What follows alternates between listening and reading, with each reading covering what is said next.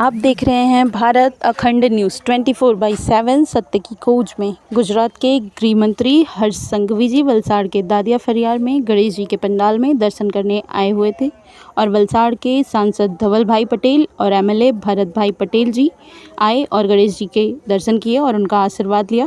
हर्ष संघवी ने 15 साल की उम्र में एक सामाजिक कार्यकर्ता के रूप में राजनीति की दुनिया में प्रवेश किया।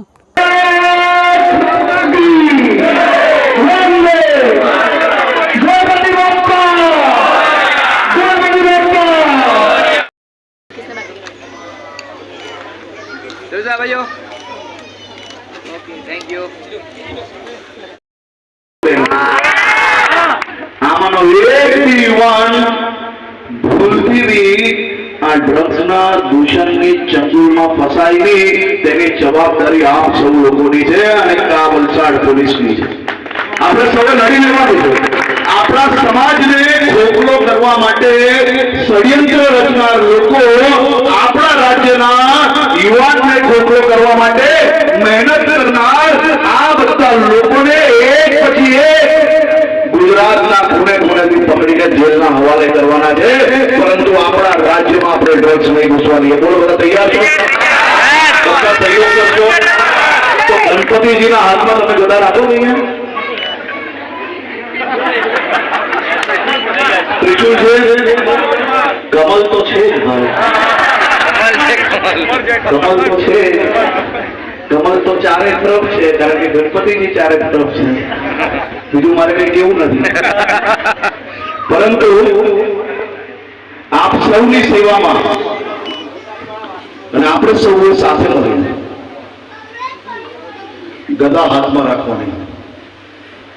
જો મારી બાઓ તમને કહેવાનું છે કે દીકરો ભલે કોઈ બાજુના મોહલ્લાનો હોય, કોઈ ફલિયાનો હોય, ધરમપુર અને વલસાડ નગર ખાતે ગણપતિજીની જે સ્થાપનાઓ કરવામાં આવી છે, અનેક મંડળોના આમંત્રણ પર આજે ભારતીય જનતા પાર્ટીના સૌ આગેવાનો જોડે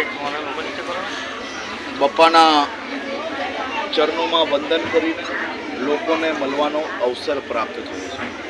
આજે વલસાડ જિલ્લાના સૌ મંડળો પર મેં મારી માતાઓને, વડીલોને ખાસ કરીને એક સંકલ્પ લેવા માટેનો એક પ્રયાસ કરાવ્યો છે। સૌ માતાઓને મેં અપીલ કરી છે કે ગણપતિજીની સ્થાપના આપણે વર્ષોથી કરીએ છીએ। દર વર્ષે એક સામાજિક કામ આપણે લોકોએ હાથમાં લીધું અને એ સામાજિક કામ આ વર્ષે મારી સૌ માતાઓએ મને આશીર્વાદ આપ્યા છે ડ્રગ્સની સામે લડવા માટે। અને આ લડાઈને પોતપોતાના ફરિયામાં, પોતપોતાના વિસ્તારમાં આગળ વધારવા માટે મેં અપીલ કરી છે। અને આપે જોયું છે કે આ માતાઓની આંખોમાં ડ્રગ્સના દૂષણ સામે લડી લેવાનો એક મક્કમતા નજરે પડે છે। ગણપતિજીના ચરણો પરથી વંદન કરીને આ અપીલ મેં જે કરી છે એ લોકોએ ઝીલી લીધી છે, સ્વીકારેલી છે। મને વિશ્વાસ છે કે વલસાડ જિલ્લામાં સૌ માતાઓ, સૌ યુવાનો સાથે મળીને આ દૂષણ કરનાર લોકો, દૂષણ લાવનાર લોકોની સામે લડી લેશે। પોલીસને સંપૂર્ણ માહિતી આપશે અને વલસાડ જિલ્લા પોલીસ આની ઉપર કામગીરી આગળ વધારીને જે પ્રકારે ગુજરાતભરમાં આપણે આ લડાઈને મજબૂતાઈથી લડી રહ્યા છે એ લડાઈ હજી વધુ મજબૂત કરશો। આર પારની આ લડાઈમાં